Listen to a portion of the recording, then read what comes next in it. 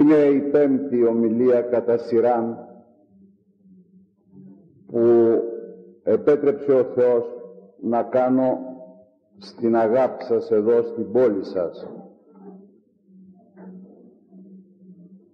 Με ορισμένους από μας έχουμε και άλλα βράδια συναντηθεί, έχουμε και σε ναόν ακόμη, σε εκκλησία το πρωί, δηλαδή σε εκκλησιασμόν.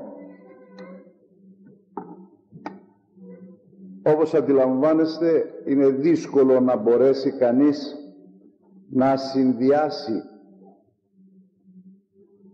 και να κρατήσει μια αλληλουχία, μια σειρά δηλαδή ομιλιών, διότι προστίθεται καθημερινώς σε κάθε ενορία και καινούργιοι άνθρωποι οι οποίοι δεν άκουσαν την αρχή.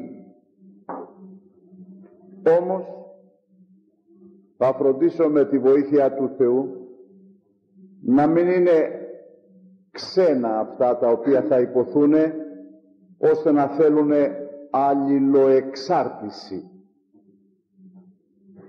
Και εκείνους που άκουσαν ενδιαφέρουν και εκείνους που για πρώτη φορά ακούν θα ενδιαφέρουν. Σας έχει απασχολήσει ποτέ σας ποιος ο προορισμός του ανθρώπου επί της γης? Αν πω ότι ορισμένοι από μας ουδέποτε εσκέφτησαν για αυτό που είπα, δεν θα είμαι έξω της πραγματικότητος. Πολλοί έχουν τη γνώμη ότι ήρθαν στον κόσμο τούτον για να δουν τον ήλιο του Θεού, να αναπνεύσουν το οξυγόνο του, να απολαύσουν τα αγαθά του.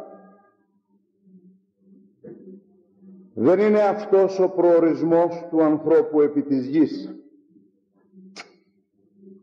Δεν έχουν προσέξει ποιος είναι, γι' αυτό και έχουν προσκοληθεί σαν τα στρίδια εις την γην αυτήν και δεν φιλοσόφησαν όπως έπρεπε και δεν εργάζονται ως πρέπει προκειμένου να επιτύχουν, εκμεταλλευόμενοι των λίγων αυτών χρόνων που βρίσκονται στον κόσμο αυτόν. Της βασιλείας εκείνης ουκ έστε τέλος, της ζωής αυτής έστε τέλος.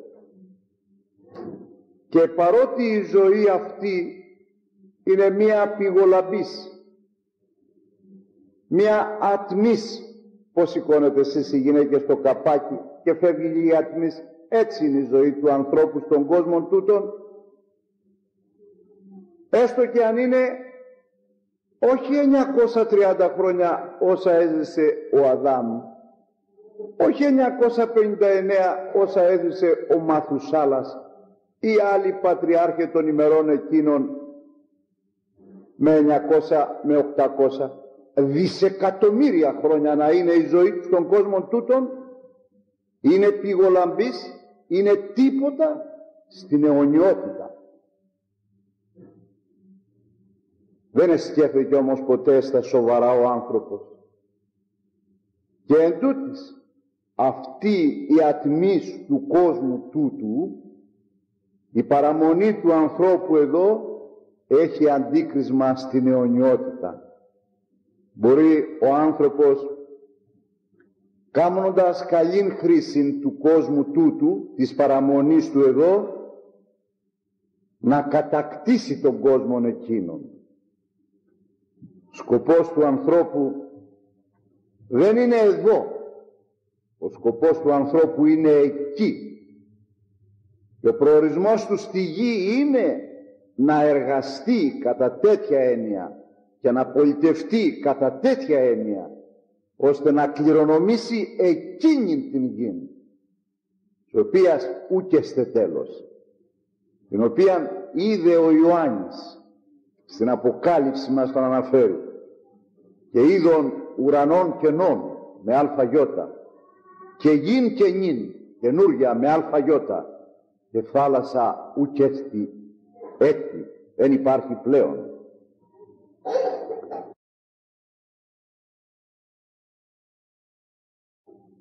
Με βάση αυτό ξεπηδούν άλλοι συλλογισμοί που θα βοηθήσουν τον άνθρωπο για να επιτύχει. Διότι αν ο άνθρωπος έχει πεπλανημένη ιδέα αναφορικώς με την παραμονή του εδώ και με την εξοδό του εκ του κόσμου αυτού, δεν θα επιτύχει αυτού του σκοπού. Πολλοί, να μην πω όλοι, νομίζουν ότι ο τάφος είναι τέρμα. Ο τάφος δεν είναι τέρμα. Ο τάφος είναι αρχή μιας άλλης ζωής, αυτής που είπα γρηγορότερα, της οποίας ούτε έστε τέλος. Εάν είναι το τέρμα ο τάφος, έπρεπε να έχουμε πετάξει τα μυαλά μας από πολύ γρήγορα. Διότι η ζωή του κόσμου τούτου έχει 999 δάκρυα, κακίες, φόνους, ζήλιες, πόνους, καρκίνους, πειματιώσεις και ένα χαμόγελο, όχι γέλιο, και ένα χαμόγελο. Εκείνο που δίνει τη δύναμη στον άνθρωπο ώστε να μπορεί να αντέχει και να παλεύει έναντι όλων αυτών των θλίψεων και των πικρών περιπτώσεων του κόσμου τούτου, είναι η ελπίς της ζωής εκείνης που αξίζει οποιαδήποτε θλίψη της ζωής αυτής. Δεν τελειώνει η υπόθεση στον τάφο. Ο Χριστός μας, ο αρχηγός της ζωής, δεν μας άφησε αμήρους. Εμείς βλέπουμε πάντοτε μέχρι του τάφου. Γι' αυτό και πολλοί εκφράζονται, έχασα εγώ τον άνθρωπό μου. Μα αντικείμενο ήτο, κλειδί το άνθρωπό σου, κουμπί το άνθρωπό σου που τον έχασες. Ένας Θεός έγινε άνθρωπος, εσταυρώθη, απέθανε, ετάπη, ανέστη, ανελήφθη και τον περιμένουμε να ξανάρθει για να χάνονται οι άνθρωποι. Είναι και αυτό μέσα στα τεχνάσματα του σατανά, ώστε να απελπίζει τον άνθρωπο ότι δεν υπάρχει τίποτα πέρα του τάφου και όλα κλείουν μαύρα και θάπτονται σε ένα μνήμα με λίγο χώμα και από πάνω με λίγα μάρμαρα. Δεν είναι έτσι όμως. Ο Χριστός μας, διότι εμείς δεν μπορούμε να παρακολουθήσουμε πέραν του τάφου, έρχεται αυτός και τραβάει αυτόν τον Περτέα από τη μέση στην παραβολή που μας είπε του πλουσίου και του Λαζάρου και λέγει, ελάτε κοντά μου να σας δείξω ότι ούτε οι μεν ούτε οι δε χάνονται, αλλά υπάρχουν. Όταν λοιπόν ένας Θεός μου αποκαλύπτει ότι υπάρχει ζωή πέραν του τάφου και για των κακών και δια των καλών, εγώ ποιος είμαι που μπορώ να πω ότι νομίζω, φαντάζομαι δεν υπάρχει τίποτα, εδώ Νικόλας, εδώ και ο παράδεισος. Νομίζω είναι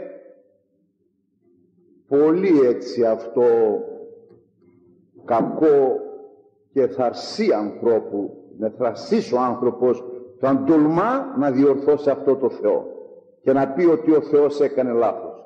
Αυτός που ήρθε από εδώ, από εκεί εδώ και ξαναπήγε και μας περιμένει, να τον διορθώνουμε εμείς και να πούμε δεν υπάρχει τίποτα και χάνονται οι ψυχές. Δεν χάνεται ο άνθρωπος. Εδώ ήρθε να δώσει εξετάσεις ο άνθρωπος και δεν φταίει ο Θεός γι' αυτό. Φταίει ο γενάρχης του ανθρώπου. Ένα ζευγάρι μας έβγαλε έξω του παραδείσου. Ορίστε, ορίστε, αυτοί οι δύο είναι. Όχι αυτοί καθεαυτοί, αυτοί που είναι πίσω από αυτοί, από αυτούς. Πίσω από την Παναγία μας υπάρχει η Εύα και πίσω από το Χριστό μας υπάρχει ο Αδάμ. Οι δύο αυτοί έκλεισαν τον παράδεισο. Και οι δύο αυτοί, η νέα η Παναγία, η νέα Εύα και ο νέος Αδάμ ίνιξαν τον παράδεισο. Αυτοί πταίουν. Και εν τη αγάπη του ο Χριστός, για να μην του παραπονούμεθα εμείς και να του λέμε ότι εγώ εάν ήμουνα δεν θα παρήκουα και δεν σου φταίγω τίποτα. Περίμενε, εγώ θα θυσιαστώ να σου δημιουργήσω τας προϋποθέσεις και θα ξανασεφέρω στη θέση του Αδάμ και της Εύας και ορίστε κάμε τις εξετάσεις σου να δούμε ποιος είσαι. Δεν μας έχει λοιπόν αφήσει αμήρους ο Θεός ώστε να μην ξέρουμε περί τίνους πρόκειται. Ο άνθρωπος ξέρει εάν θέλει περί τίνους πρόκειται και πώς έχει το θέμα. Θα πρέπει λοιπόν να ξέρει ότι ο άνθρωπος δεν έρχεται εις τον κόσμο για να ζήσει. Έρχεται να αποθάνει και αποθνήσει για να ζήσει. Ο άνθρωπος εις τον κόσμο δεν είναι κάτοικος της γης όπως λέγουν. Ψέματα λέγουν οι μεγάλοι μας και οι θεολόγοι μας ακόμη λέγουν ψέματα. Ο άνθρωπος είναι ένικος της γης. Ένικος. Δεν είναι κάτοικος.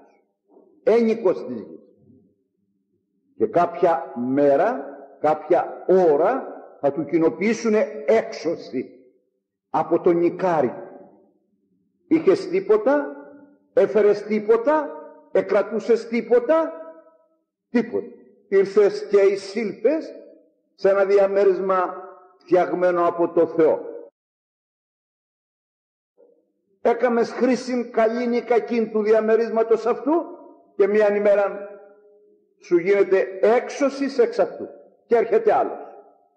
Και όπως λέγαμε, που διαβάζαμε στο κελί ενός μοναχού στην έρημο του Ιορδάνου που έγραφε «Ο κελίον μου, σήμερον εμού, αύριον ετέρου ουδέποτε τινός». Αυτή η φιλοσοφία δεν υπάρχει στους περισσότερους ανθρώπους. Και κατά συνέπεια οι άνθρωποι δεν πολιτεύονται ως πρέπει σόφρον για την άλλη ζωή, αλλά για αυτή τη ζωή. Γιατί αυτοί βλέπουν, αυτοί άπτουν, αυτοί γεύονται, αυτοί ακούν, αυτοί αισθάνονται.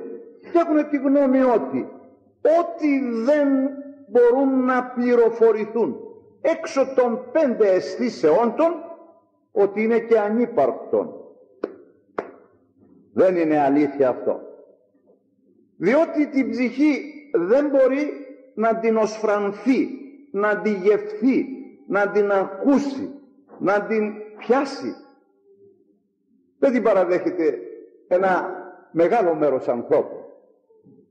Θυμούμαι που διάβαζα κάτι.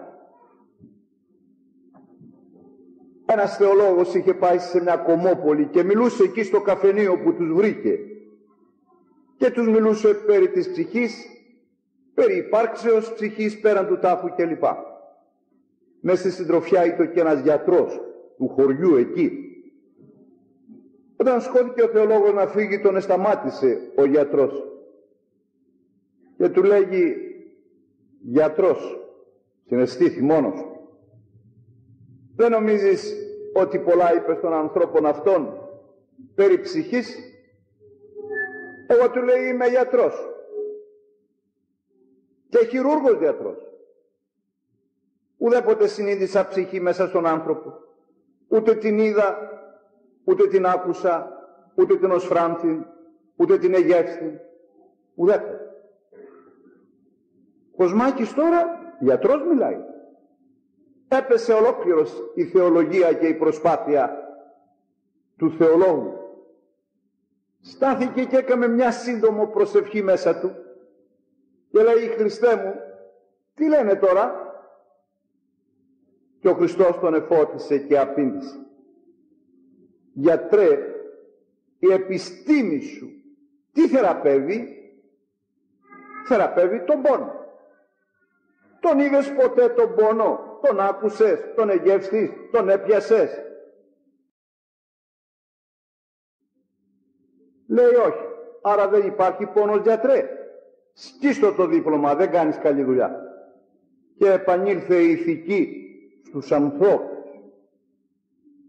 Και εντούτοις πολιτευόμεθα σήμερα σαν να μην έχουμε ψυχή, γιατί δεν την είδαμε, γιατί δεν την ακούσαμε, γιατί δεν την εγεύστημε, γιατί δεν ψηλαφίσαμε.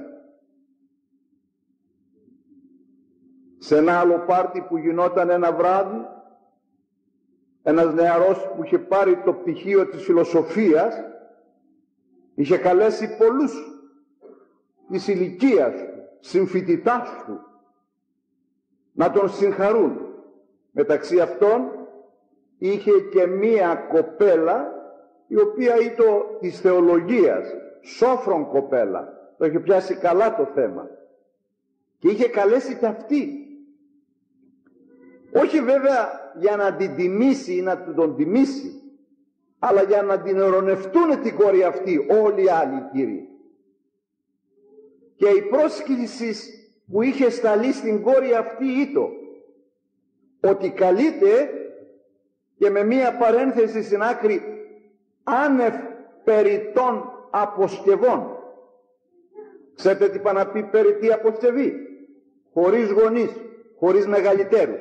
Είναι περιττές αποσκευές αυτές. Δεν μας χρειάζονται στο πάρτι. Όμως η κοπέλα αυτή πήρε και τη γραία μητέρα της και πήγανε μαζί να δώσουν τα συγχαρτήρια στον νεαρόν και να αποσυρθούν, να μην καθίσουν για τα περαιτέρω, τα οποία τα ξέρετε καλύτερον εμού. Σε μια στιγμή έγινε μια συζήτηση παρεμφερής γύρω από το αν υπάρχει ψυχή ή όχι. Όλοι με ένα στόμα, ο καθένας από τις θεωρίες του, τις μαθηματικές, τις φιλοσοφικές, είπε ότι δεν υπάρχει Θεός, διότι οι 5 αισθήσεις δεν πληροφορούν ότι δεν υπάρχει ψυχή, και δεν υπάρχει και Θεός, διότι οι 5 αισθήσεις δεν πληροφορούν ότι υπάρχει. Όσον δεν τον βλέπουμε, δεν τον ακούμε, δεν τον πιάνουμε, δεν τον γευόμεθα, άρα δεν υπάρχει. Εφόσον εν χορό όλοι εξεφράστησαν ότι δεν υπάρχει ψυχή και δεν υπάρχει και Θεός, παρά μόνον ύλη, εκάλεσαν με έναν εύσημον τρόπο, θα μας πει και η Ελενίτσα τώρα ως εκθεσιώστας απόψε. Και όλοι εν χορό τώρα, οι λιμοκοντόροι αυτοί, ήρθαν για να ακούσουν, για να ειρωνευτούν κατά κάποιον τρόπον παταγωδός την κοπέλα.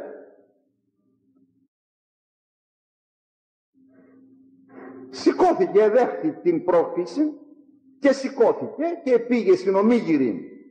Όλοι λοιπόν θα μιλήσει η Ελένη, η οπισθοδρομικιά. Και έθεσε το ερώτημα στον Ντίνο.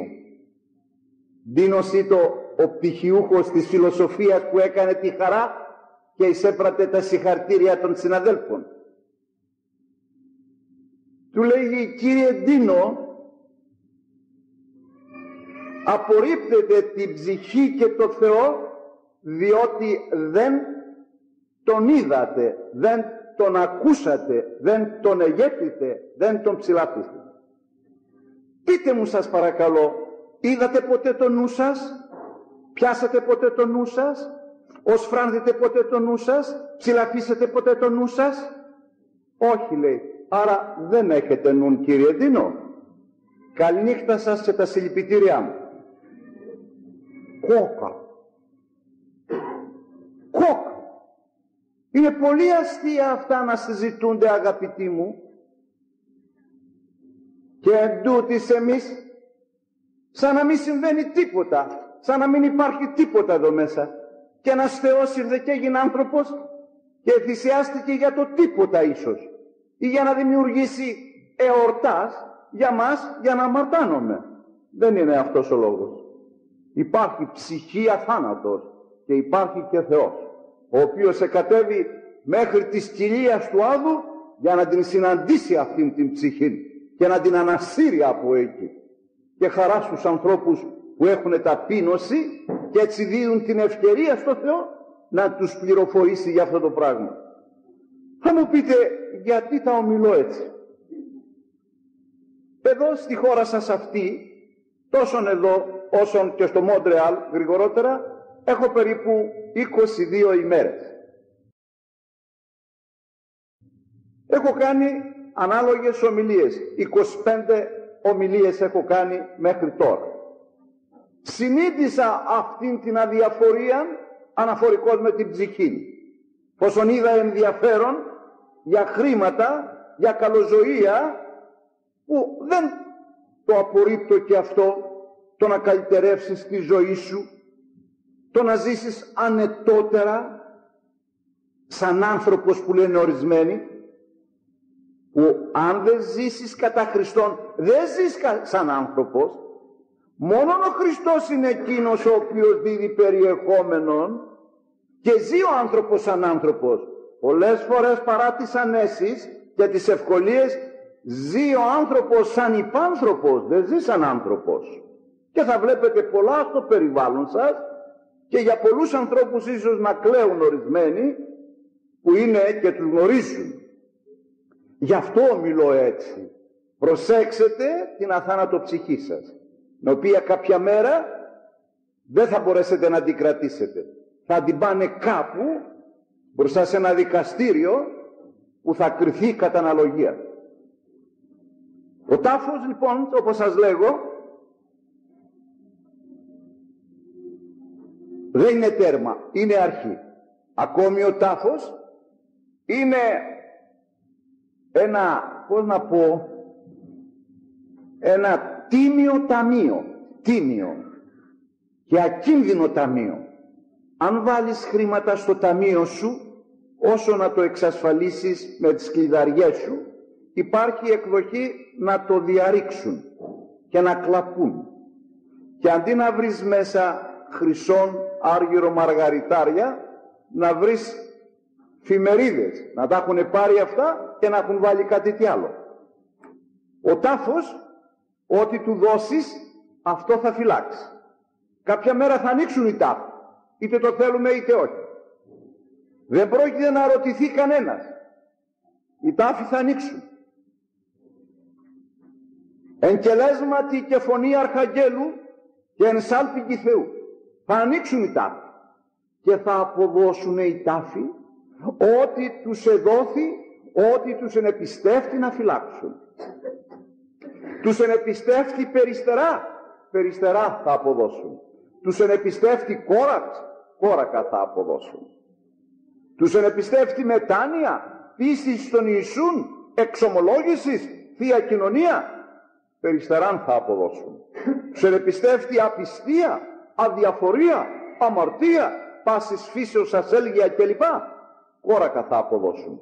Θα ανοίξουν οι τάφοι και ό,τι εδόθη στον καθέναν θα αποδώσει. Γι' αυτό είναι ένα θέμα σοβαρό που πρέπει να απασχολεί κάθε άνθρωπο. Ο θάνατος είναι σε μια ανύποπτον ώρα. Δεν ξέρει ούτε την ώρα ούτε τη στιγμή. Σήμερα μάλιστα με τους μοντέρνους τρόπους του θανάτου που φεύγουν κοινωνίες ολόκληρες, πέφτει ένα αεροπλάνο 500, δεν μένει κανένας. Μπαίνει σε ένα κάρο μέσα μια οικογένεια 5-6 άτομα, ξεκληρίζονται, δεν μένει κανένας, ούτε η γάτα τους. Που φεύγουν κατά μυρίους τρόπους ομοθυμαδών και δεν ξέρεις πού εμφολεύει. Εσύ πηγαίνεις καλά δεξιά και έρχεται ο άλλος και σαρώνει ολόκληρη την πλευρά την αριστερή. Ο άνθρωπος πρέπει να είναι ανα πάσα στιγμή έτοιμος και δεν κοστίζει τίποτα αυτή η ετοιμασία. Για να ετοιμάσεις τα χαρτιά σου να μεταναστεύσεις, να ετοιμάσεις τα χαρτιά σου κάπου να δώσεις εξετάσεις, κάτι να φτιάξεις, χρειάζεται πολύ σκόπο. Χρειάζονται χρήματα πολλάκις. Χρειάζονται συμβουλογράφοι για να εξασφαλίσεις κάτι το κινητό ή το ακίνητο. Χρειάζονται πολλοί κόποι. Μόνο για να εξασφαλίσεις αυτό το εισιτήριο, αυτή τη μεταβίβαση εκ της προσωρινότητας στην αιωνιότητα, δεν χρειάζονται έξοδα. Δεν χρειάζεται κόπος, δεν χρειάζονται γράμματα, δεν χρειάζονται δικηγόροι, δεν χρειάζονται χρήματα, δεν χρειάζονται συμβουλογράφοι, δεν χρειάζονται. Χρειάζεται θέλησης. Αρκεί ο άνθρωπος να θέλει, διότι ο τάφος τον άνθρωπο θα τον χωρίσει από τον Θεό. Εάν ο άνθρωπος δεν θελήσει από εδώ να δημιουργήσει σχέσεις με τον Θεό σίγουρες, που δεν κινδυνεύουν να μεταποιηθούν πέραν του τάφου.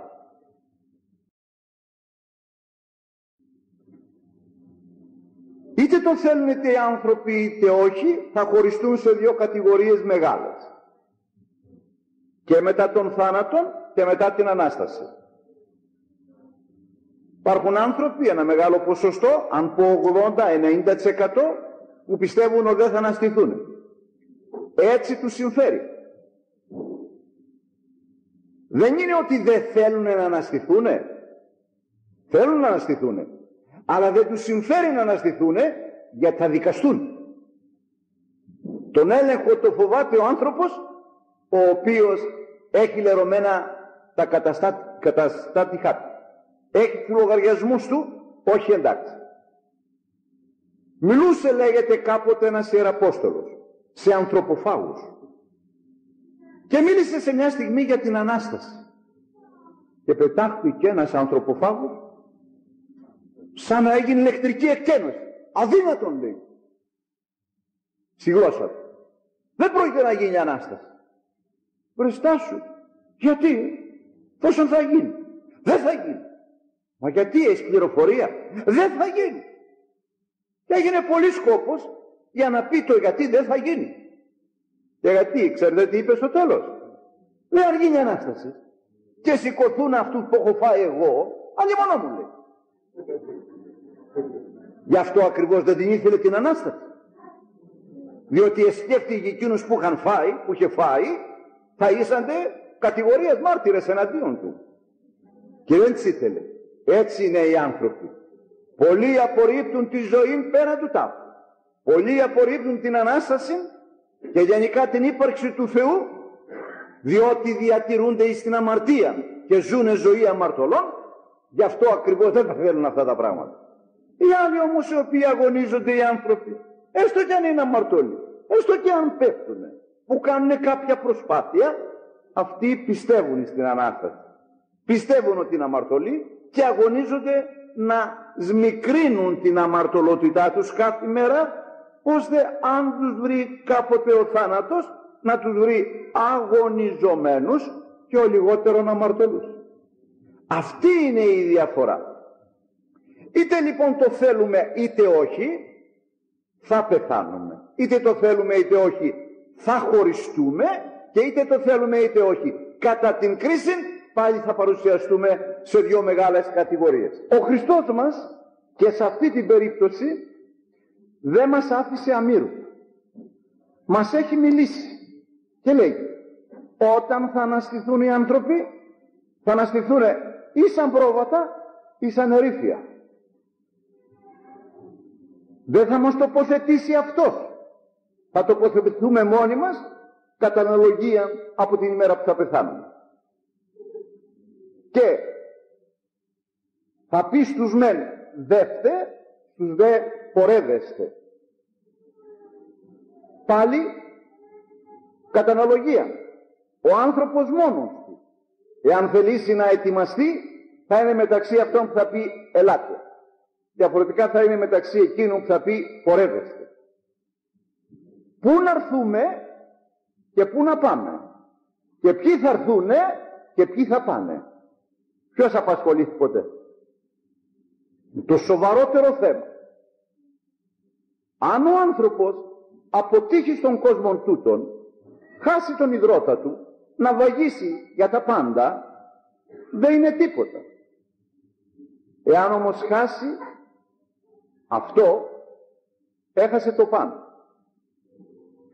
Διότι είπαμε, της βασιλείας εκείνης ούτε έστε τέλος. Της βασιλείας αυτής έστε τέλος. Ο Χριστός θα έρθει δίκαιος στον κόσμο αυτόν. Υπάρχει λοιπόν σε αυτή την προσπάθεια του Χριστού μας να μας πληροφορήσει περί αυτών μία προφητεία και παραβολή ταυτόχρονα.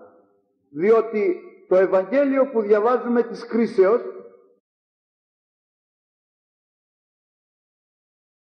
στο 25ο κεφάλαιο του Ματθαίου, στίχος 31 και κατωτέρω, ομιλεί προφητικός όταν έλθει ο Υιός του ανθρώπου και παραβολικός πρόβατα και ερήφια. Κατά συνέπεια η προφητεία αυτή θα πραγματοποιηθεί μια μέρα και θα πραγματοποιηθεί ακριβώς όπως ο Χριστός είπε. Οι άνθρωποι όταν ακούνε το Ευαγγέλιο της κρίσεως απασχολούνται με 5 είδη αγαθών έργων. Επίνασα γάρ και δοκατέμι φάγιν, εδίψασα και εποτίσατεν, ξένος ήμην και περιαγάγετεν, και λοιπά και λοιπά. Εγώ λέω, δόξα το.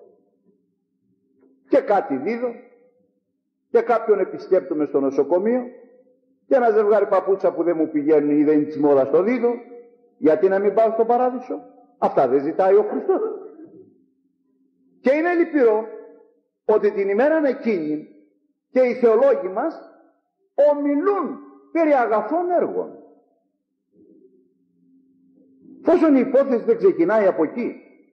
Γι' αυτό και βλέπουμε ανθρώπους που λέει κάμε εσύ εκείνο που κάνω εγώ και τότε να έρθουν να συζητήσουν. Και μάλιστα πολλοί το πιστεύουν και από εμάς, διότι κάνουν αγαθά έργα, πιστεύουν ότι θα πάνε στον παράδεισο. Διότι είναι καλοί άνθρωποι επίσης, πιστεύουν ότι θα πάνε στον παράδεισο. Δεν είναι αυτός ο τρόπος εις ελεύσεως εις τον παράδεισο. Είναι άλλα ψηλά μυστικά στη μέση που προηγούνται αυτόν. Όχι ότι δεν χρειάζονται αυτά. Δεν είπα να φοβάσαι να βάλεις το χέρι σου στην τσέπη σου, να το βάλεις. Δεν είπα να μην πας στον άρρωστο. Δεν είπα να μην στεπάσεις τον έχοντα την ανάγκη. Αλλά δεν είναι αυτό. Αυτό έρχεται πίσω. Για να σας βάλω εγώ σε μια σειρά. Τι λέει? Δέχτε η ευλογημένη του πατρός μου να κληρονομήσετε την ετοιμασμένη βασιλεία από καταβολής κόσμου. Ελάτε οι ευλογημένοι του πατρός μου. Για τους άλλους τι λέγει? Πορεύεστε οι κατηραμένοι. Πού να πάμε εμείς? Το διαβόλο και τις αγγέλης αυτούς. Τους μεν του λέγει ευλογημένους, του λέει κατηραμένους. Τους μεν λέει να έρθουν, τους άλλους λέει να φύγουν. Γιατί να έρθουμε? Μας δώσαμε μεροκάματα γιατί δώσαμε ορισμένα πράγματα να μας πληρώσει στο μισθό? Όχι. Να κληρονομήσετε. Αν κάποιος εδώ πλούσιος αποθάνει, τι θα δούμε σαν εφημερίδας εμείς αν δεν έχει κληρονόμους εδώ στην Ελλάδα? Θα δούμε ότι ζητείτε κληρονόμους ή κληρονόμοι του τάδε. Και άνθρωποι από εκεί συγγενείς σπέβδουν να βγάλουν τα χαρτιά τους στα δημαρχία και στα ληξιαρχία και παίρνοντας τους τίτλους της συγγενείας έρχονται και εισπράττουν πολλά και σε εκατομμύρια δολάρια. Γιατί είναι αδελφοί, γιατί είναι τέκνα, γιατί είναι συγγενείς. Η βασιλεία λοιπόν των ουρανών κληρονομείται. Δεν είναι αξιομιστία, αμοιβή έργων, κληρονομείται. Δείξε μου λοιπόν τους τίτλους σου. Τη βασιλεία την έχει ο Θεός. Ποιος την κληρονομεί τη βασιλεία? Τα βασιλόπουλα. Άλλο ψηλούλι εδώ. Δεν για τον καθέναν. Θα πεθάνει ένας βασιλεύς σε ένα κράτος? Θα παρουσιαστούν οι κοινοί θνητοί να πάρουν τίποτα? Οι πρίγκιπες θα παρουσιαστούν. Οι έχοντες το βασιλικό λεγόμενο αίμα. Οι γαλαζόαιμοι θα παρουσιαστούν να κληρονομήσουν τη βασιλεία. Οι άλλοι τίποτα. Εφόσον λοιπόν λέει περί κληρονομίας, πώς θα παρουσιαστείς εσύ διότι έδωσε ένα πιάτο φαΐ και ένα πανταλόνι που δεν σου πήγαινε και έβαλες έναν άνθρωπο μέσα για να τον υποχρεώσει να το βγάλεις από τη γλώσσα του, αύριο λέγοντάς ότι είσαι ο ευεργέτης, ο μεγάλος του κλπ. Θα σε βάλει στη βασιλεία των ουρανών. Το σκεφτήκατε ποτέ αυτό? Το ακούσατε ποτέ αυτό? Κάθε χρόνο το λέει η Εκκλησία. Εμείς είμαστε κοινοί με ομικρογιώτα. Δεν είμαστε κοινοί με αλφαγιώτα. Εδώ από κάτω ξέρετε τι βγαίνει? Η αξία αυτής της Εκκλησίας. Η αξία αυτής της Αγίας Τραπέζης. Η αξία αυτού του άρτου του ευλογημένου της τραπέζης. Η αξία της καθόλου του Πνεύματος του Αγίου. Η αξία του κλήρου που δι' αυτού μεταβάλλεται ο άρτος σε σώμα και ο ίνος σε αίμα και μας μεταδίδει το σώμα και το αίμα του Παμβασιλέως Χριστού να γίνουμε κι εμείς βασιλόφυλα. Διότι όταν ο άνθρωπος κοινωνεί μεταβάλλεται το σώμα και το αίμα του και από κοινός γίνεται κενός και από χωματένιος γίνεται πνευματικός αιώνιος και από προσωρινός γίνεται αιώνιος. Αν δεν έχει σχέση με τον Χριστόν, πώς θα έχει σχέση με την κληρονομία που είναι του πατέρα? Σαν πόσα παιδιά έχει αυτός ο πατέρας ο Θεός? Λένε οι θεολόγοι μας και λέμε και εμείς, τα παιδιά του Θεού ο κόσμος. Σοβαρά? Πού το βρήκες γραμμένο? Τα παιδιά του Θεού είναι ο κόσμος, η παιδιά του Θεού? Όχι, Κύριε. Δεν λέει αυτό το Ευαγγέλιο. Το Ευαγγέλιο λέγει όσοι έλαβον αυτόν, εξουσία αυτή σε δόθη τέκνα Θεού γενέστη. Ακούτε που λένε το Πατέρ ημών? Αν φωνάξει από πάνω ο Θεός Πατήρ και πει, όταν λέμε εμείς με στόμφο, Πάτερ ημών εν της ουρανής, από πού και που με έχετε πατέρα? Τι θα απαντήσει? Του πού με έχεις πατέρα?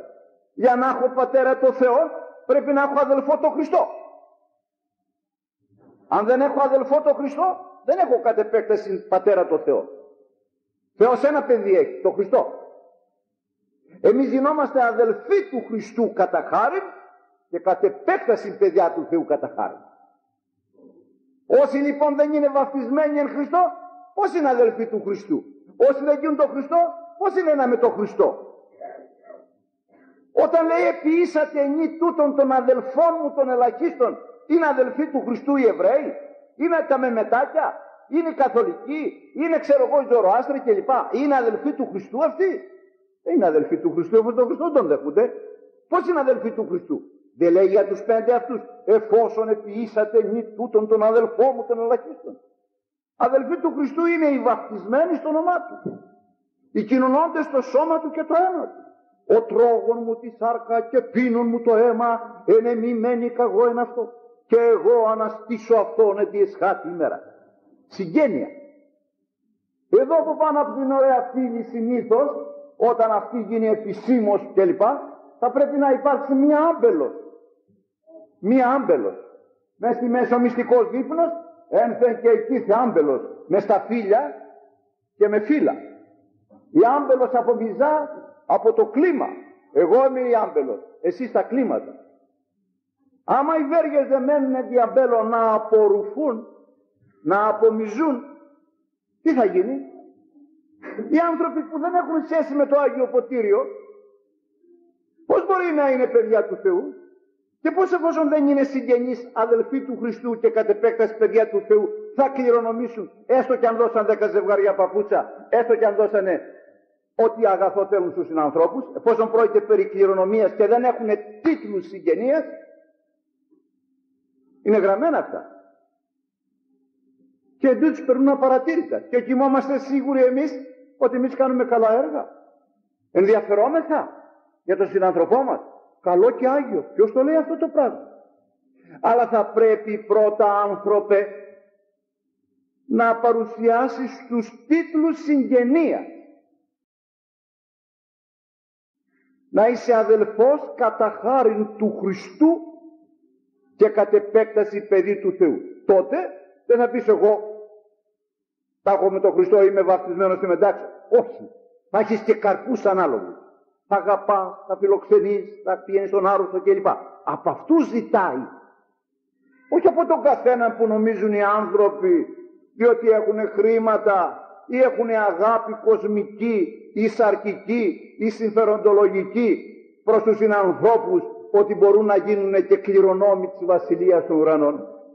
Βασιλεία των Ουρανών δεν είναι αξιομυστία. Βασιλεία των Ουρανών είναι κληρονομία. Κληρονομείται η Βασιλεία των Ουρανών. Δεν είναι αξιομυστία η Βασιλεία των Ουρανών.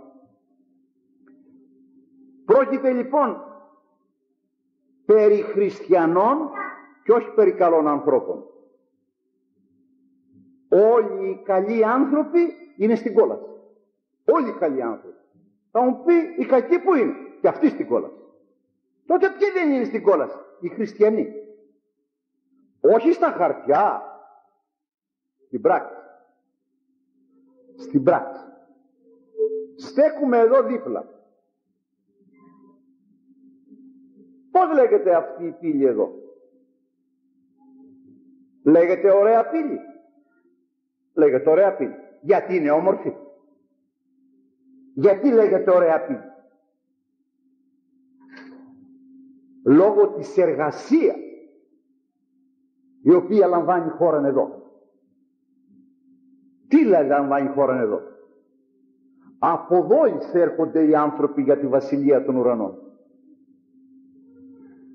Πίσω εκεί, αν υπήρχε Αρχιβάς, θα ήταν η Παναγία, η πλατητέρα με μια αγκαλιά μεγάλη, το Χριστό στην αγκαλιά, η Εύα η παλιά, και τους έφερε τους ανθρώπους, μεταφέρει στη Βασιλεία των Ουρανών. Εδώ, με τις πρεσβείες της Θεοτόκου, ο Χριστός μας σώζει. Έτσι δεν λέμε? Σώσον ημάς η Θεού, τες πρεσβείες Θεοτόκου, σώτερ σώσον ημάς. Παναγία πρεσβεύει και ο Χριστός σώζει. Έρχεται εδώ και βγαίνει και προσέρχεται ο άνθρωπος και λέει ο ιερεύς, μεταλαμβάνει ο δούλος του Θεού ή η δούλη του Θεού τάδε το σώμα και το αίμα του Χριστού εις άφεσιν αμαρτιών και ζωήν την αιώνια. Όσοι κοινωνήσουν εδώ επικοινωνούν με τον Χριστόν. Γίνονται οι δύο η σάρκα μία. Γίνονται σύνεμοι και σύσσωμοι με τον Χριστό. Όταν τελειώσει την Θείαν Κοινωνία, σηκώνει το ποτήριο και γυρίζει στο λαό και λέει, σώσον ο Θεός τον λαόν σου και ευλόγησον την κληρονομία μου. Και ευλογεί. Ποια είναι η κληρονομία του? Αυτοί που κοινώνησαν. Όχι εκείνοι που καθόσαν και να πάρουν το αντίδωρο έπειτα και να ρίξουν τα ψίχουλα στο κεφάλι τους για να πέσουν κάτω να τα πατήσουν από εκεί. Ήταν αστεία. Σώσον ο Θεός των λαών σου και ευλόγησον την κληρονομία του. Ποια είναι η κληρονομία του? Αυτή η οποία ετράφει από το σώμα και το αίμα του Χριστού. Τα αδέρφια του Χριστού. Ο τρόγων μου τη σάρκα και πίνω μου το αίμα, ενεμιμένη καγώ εν αυτό. Και εγώ αναστήσω αυτόν τη εσχάτη ημέρα. Πείτε μου, στους χίλιους που μπαίνουν μέσα στην εκκλησία, πόσοι κοινωνούν κατά Κυριακή και πόσοι αξίως κοινωνούν? 10%? Οι 990 που είναι? Γι' αυτό θα μένουμε όχι. Δεν είναι απλό να είμαι χριστιανός ορθόδοξος, αλλά δεν έχω να έχω και την ανάλογη ζωή.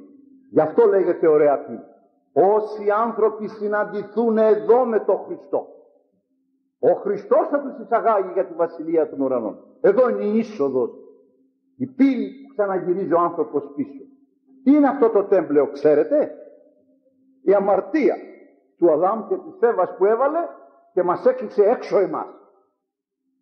Και όταν ήρθε ο Χριστός, το καταπέτασμα άνοιξε από τα πάνω μέχρι κάτω.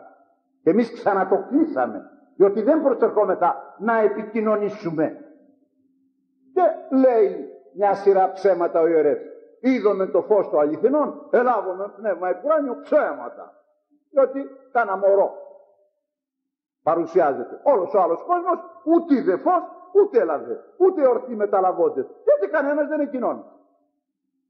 Πώς είναι δυνατόν λοιπόν ο άνθρωπος, εφόσον αυτή λειτουργεί η Εκκλησία, αυτό το κοφτήριο εδώ λειτουργεί και ο άνθρωπος δεν επικοινωνεί εδώ, πώς είναι δυνατόν να σωθεί? Δεν μπορεί να σωθεί. Γι' αυτό λέγεται ωραία πίστη. Από εδώ θα περάσει ο άνθρωπος. Και εμείς βάζουμε την αμαρτία ξανά στη μέση και περιμένουμε να πάρουμε το αντίδωρο. Τι είναι το αντίδωρο? Για πάρ' το στο χέρι σου και κάμε λίγη κουβέντα. Πώς σε λένε? Με λένε αντίδωρο. Δηλαδή, τι είπα να πει? Δεν είμαι το δώρο. Καλά, το δώρο που είναι? Στο Άγιο Ποτήριο μέσα. Τι να πάει να το πάρεις? Τι είσαι εσύ? Εγώ είμαι ευλογία. Εκείνο τι είναι το δώρο? Εκείνο είναι σωτηρία. Εκείνο εισάφηση αμαρτιών και ζωή την αιώνιο. Είναι είσοδος για τη βασιλεία των ουρανών. Εσύ τι είσαι? Ευλογία Κύριου και έλεος. Σε περιμένω να μετανοείς, να εξομολογηθείς, να αλλάξεις ζωή και να έρθεις να κοινωνήσεις το σώμα για να σωθείς. Ξέρετε? Ή δεν τα ξέρετε?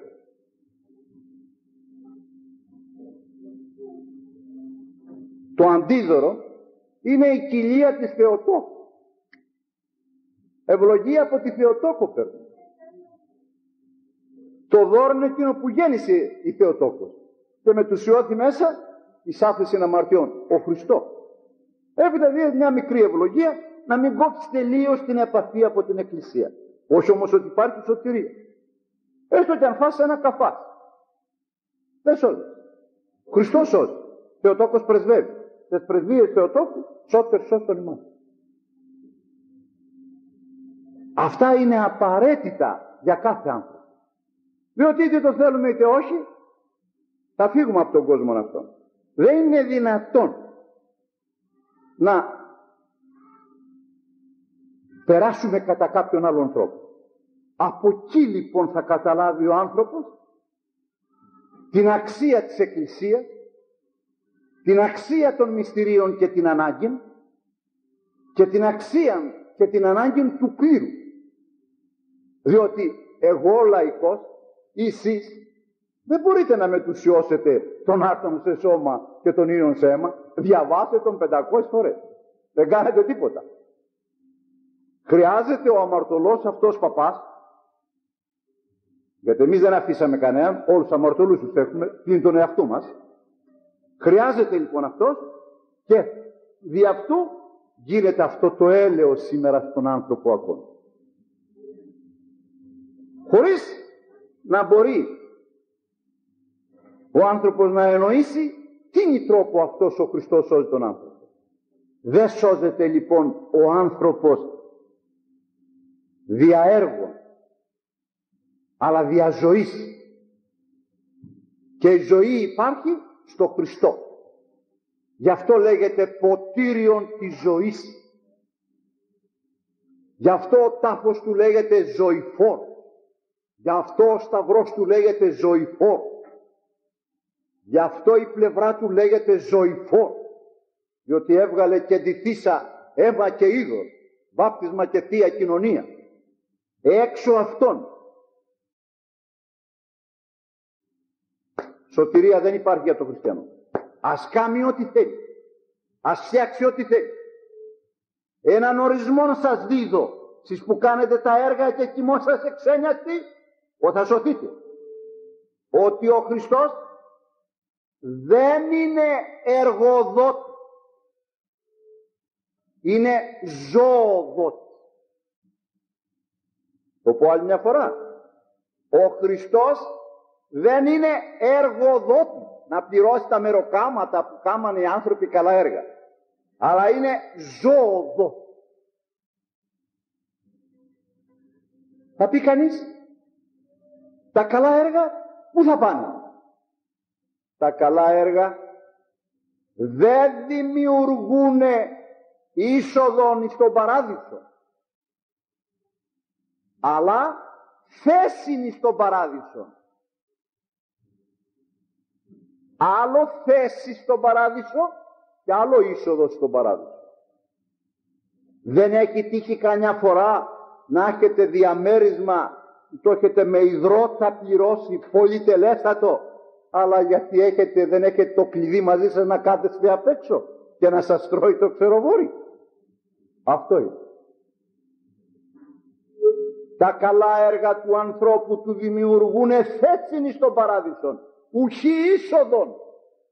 Η είσοδος είναι από εδώ δια του Ιησού Χριστού και δια του Αγίου Ποτηρίου, με μετάνοια, εξομολόγηση και Θεία Κοινωνία για των βαφτισμένων χριστιανών.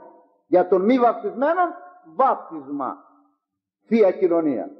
Και για τα ενδιάμεσα αμαρτήματά του μετά το βάπτισμα, εξομολόγηση.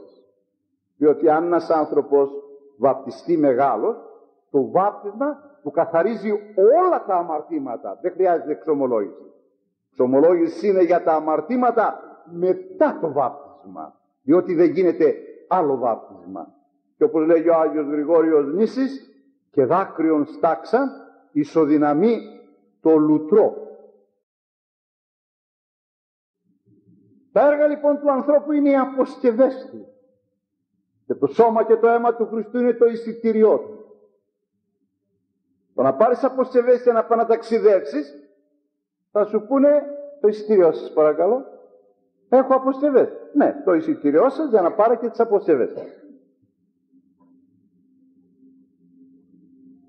Αυτό είναι το πρακτικό μέρος, το να σωθεί ένας άνθρωπος για να επιστρέψει στον παράδεισο.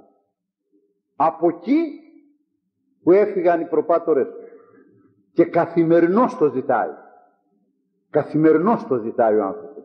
Και μέχρι την τελευταία στιγμή που θα κυδεύεται δια του στόματος των ψαλτών, αυτό θα ζητάει. Ποθηνήν πατρίδα παράσκουμη, παραδείσου πάλι ποιόν πολίτη. Τι είναι η μεγαλύτερα φιλοσοφία, η μεγαλύτερα θεολογία και η μεγαλύτερα φιλολογία. Η νεκρόσιμος ακολουθία, η οποία μας υπενθυμίζει ότι ο άνθρωπος πρέπει να ξαναγυρίσει στον παράδεισο. Εάν δεν χρησιμοποιήσει όμως αυτά τα οποία σας είπα, είναι αδύνατον να γυρίσει στον παράδεισο. Το εισιτήριο δε του Ιησού, το οποίο δίδει, έχει μονογραφή και σφραγίδα με ερυθράν μελάνι. Η μονογραφή γίνεται στο εξομολογητήριο, στον ιερέα. Όχι στις εικόνες, ούτε στα 40 κύματα, ούτε στην Παναγία, ούτε σε κανέναν. Κανένας δεν συγχωρεί από αυτούς τους αμαρτίες. Σχώρα με Παναγία, εγώ συγχωρέσω. Τον παπά θα πάω να σε συγχωρέσω.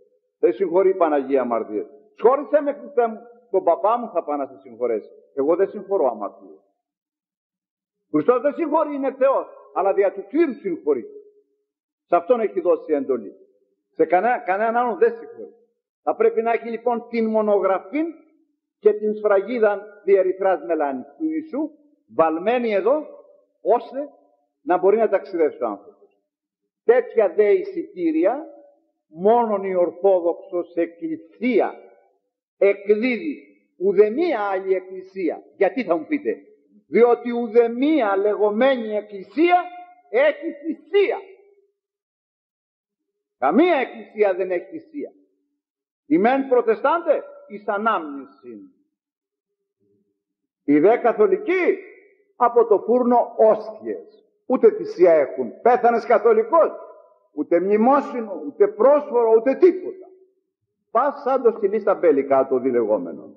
Μόνον η Ορθόδοξη Εκκλησία έχει θυσία, μεταβάλλει τον ίνον σε αίμα και το αίμα του Ιησού Χριστού είναι εκείνο που καθαρίζει μας από πάθης αμαρτίας. Αν λοιπόν φιλοδοξείτε και εσείς και άλλοι και οι δικοί σας να επιστρέψετε στον παράδεισο, θα ακολουθήσετε αυτήν την οδόν. Εκτιμήσετε την αγάπη του Χριστού που ακόμη παρά την αμαρτία μας διατηρεί αυτά στα σοάσεις, στα πνευματικά, στα εκκλησίες, που έδωσε θάρρος και δύναμη ανθρώπων να δέχονται όλα τα σάλια και αυτών των Ορθοδόξων ακόμη. Δηλαδή στους κληρικούς που έδωσε, διότι εγώ αν ήμουν κληρικός θα τα πέταγα να φύγω. Θα τα πέταγα να φύγω. Και όταν φύγει κληρικός, τότε θα καταλάβεις τι είπα να πει Ορθόδοξη Εκκλησία και Ορθόδοξος κληρικός. Και όταν πεθάνουμε ακόμη και περάσουμε πέρα του τάφου, και δεν θα υπάρχει ένας να μας πει μακαρία η οδός, ή να μας διαβάσει ένα τρισάγιο ή να μας βγάλει μια μερίδα και να τη ρίξει μέσα στο αίμα του αρνίου και να πει «Απόπλυνον το τιμίο αιματίσου τας αμαρτίας των δούλων τούτων», τότε θα καταλάβουμε το έγκλημα που κάμαμε και κλείσαμε επί κακό το φάκελό μας για την αιωνιότητα. Σχολέστε με σας παρακαλώ για τον τόνο και για τον τρόπο που σας μίλησα. Όμως είναι αλήθειες αυτές που σας είπα. Αν νομίζετε ότι σας χρειάζονται, κρατήστε τις. Αν νομίζετε ότι δεν σας χρειάζονται, αφήστε τις. Θέλω όμως να πιστεύω από μία μικράν πείραν ότι αυτά είναι χρήσιμα για όλους μας και απαραίτητα. Με ταπείνωση να ευχαριστείτε τον Θεό που οικονόμησε όλα αυτά που έχει οικονομήσει για σας σήμερα. Να τον παρακαλείτε αυτές οι εκκλησίες να μείνουν, γιατί είμαστε Έλληνες και έχουμε μεγάλον προορισμό εις τον κόσμο, και όταν περάσει το